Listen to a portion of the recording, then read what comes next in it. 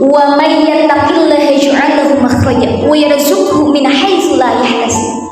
Barang siapa yang bertakwa kepada Allah, menaati apapun yang Allah perintahkan dan menjauhi segala apapun yang Allah larang, Allah akan memberikan dia jalan keluar dan memberikan dia rizki dari arah yang tidak disangka-sangka. Masya Allah.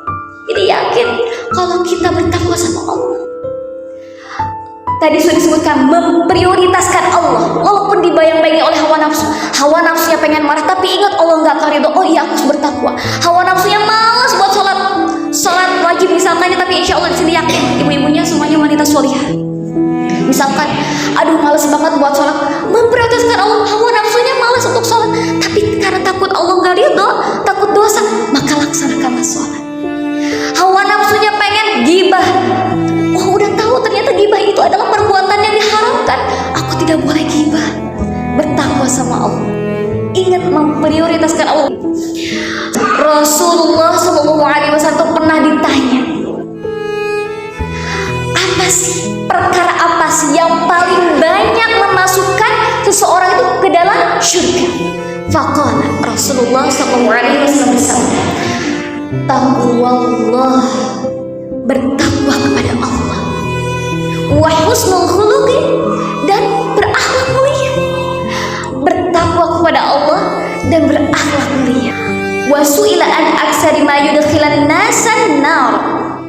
Jadi Rasulullah juga ditanya perkara yang paling banyak memasukkan seseorang itu ke dalam neraka. Al-fam wal farj, lisannya dan kemaluannya. Jadi lisan itu luar biasa. Gara-gara lisan bisa menyebabkan seseorang ke dalam neraka, tapi gara-gara lisan juga bisa menyebabkan seseorang ke dalam syurga. Lalu yang paling banyak memasukkan seseorang itu ke dalam neraka adalah lisannya. Maka dari itu kita harus menjaga lisan kita. Aduh, misalkan ada orang yang kayaknya teh ini berpotensi buat gibah. Punten ya, saya ada keperluan dulu nih, buru-buru ya punten ya Bu ya, langsung aja ngacir aja karena khawatir gibah. Karena gibah adalah sesuatu hal yang bisa melenyapkan semua amalan kita, otomatis rugi banget ya Bu.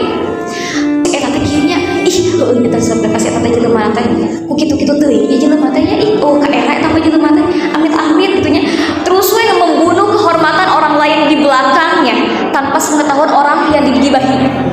Maka otomatis pahala yang kita miliki, semua amalan yang sudah kita kerjakan, otomatis ditransfer kepada orang yang digibahi. Ya Allah, rugi ya Bu ya. Bismillah, kita sama-sama ya Bu ya menjaga lisan kita. Lalu apa yang harus kita gunakan dalam lisan ini? Yang pertama adalah menanyakan kabar, berdakwah, tilawah Al-Quran, atau berbicara hal kebaikan. Nah ibu-ibu kan kita tuh gak seutuhnya melakukan ketaatan ya, gak seutuhnya kita tuh melakukan ketaatan, karena terkadang aja kita melakukan kemaksiatan. Maka dalam hal tersebut adalah ikutilah kejelekan dengan kebaikan. Maksudnya apa?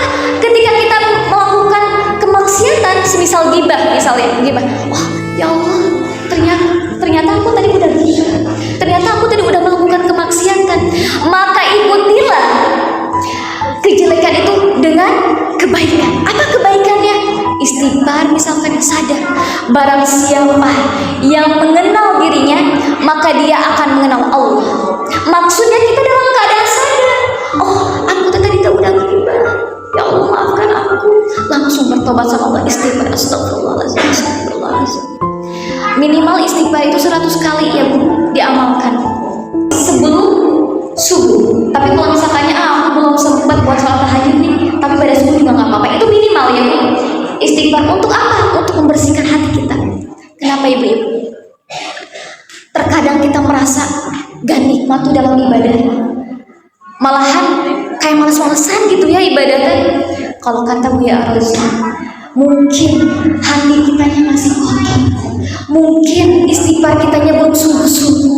Maka yang harus kita perbaiki adalah istighfarnya sungguh-sungguh. Astagfirullahaladzim, ya Allah, maafkan aku.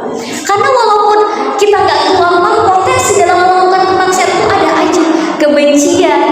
amarah, itu pasti terjadi. Dan ini adalah suatu penyakit hati dan suatu kemaksiatan hati yang harus selalu kita bersihkan.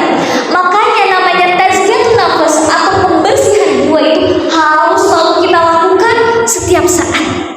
Yang namanya tazkiyatun nafas atau pembersihan jiwa